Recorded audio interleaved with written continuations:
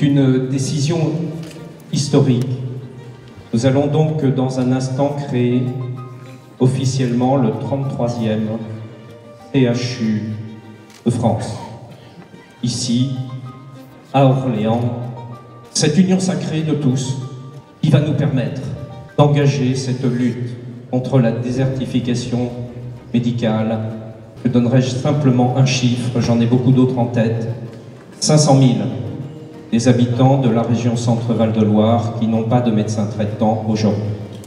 Et si nous faisons tout cela, c'est pour répondre à ces besoins de l'ordre de l'évidence.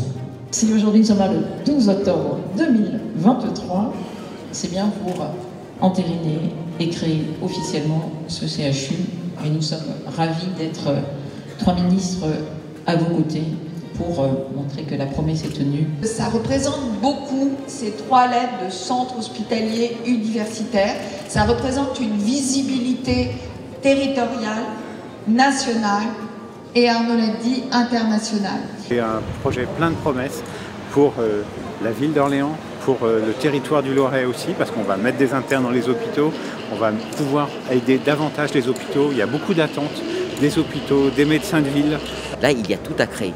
C'est la raison pour laquelle on a réussi à recruter des personnes de très grande valeur, qui viennent d'ailleurs, par exemple, de Paris, de Rennes, de Tours, et qui ont trouvé le projet intéressant à la fois sur la dimension soins, sur la dimension recherche et sur le fait de créer cette faculté de médecine à Orléans. C'est un gros challenge.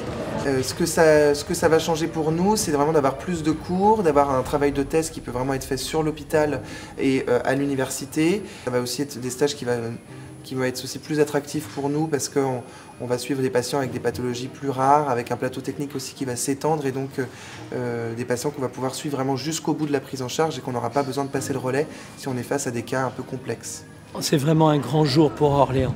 Un grand jour pour Orléans, un grand jour pour le Loiret et surtout un grand jour pour nos concitoyens. Dans notre région, Centre-Val de Loire, nous n'avions pas cette 2e faculté de médecine, alors même que dans les autres régions de taille comparable, c'était le cas.